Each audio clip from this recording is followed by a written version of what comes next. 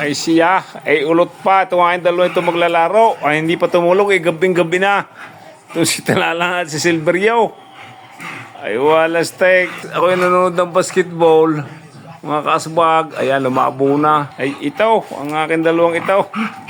Gabi na alas 9 na, ay ayaw pa matulog. Yan, napaulot na naman maglaro ang aking dalawang aray. Yan, tapos naman kayo. Yan. Yan, dapat lagi kayong ganyan, ha? Ay siya. Ano kung likod mo Talala? Walang magawa ngayon ko yung silver sa iyo. Ay siya. Ayan, pa rin kumulong na.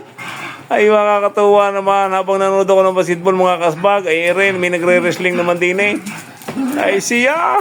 Ayos. Ala, napaulot. Ay, hindi na makapanood ng basketball. At rin na, pinanonood, nagbubok wrestling ng aking dalawang alaga, si Talala at si Silverio. Ayan. Ay, tapos naman.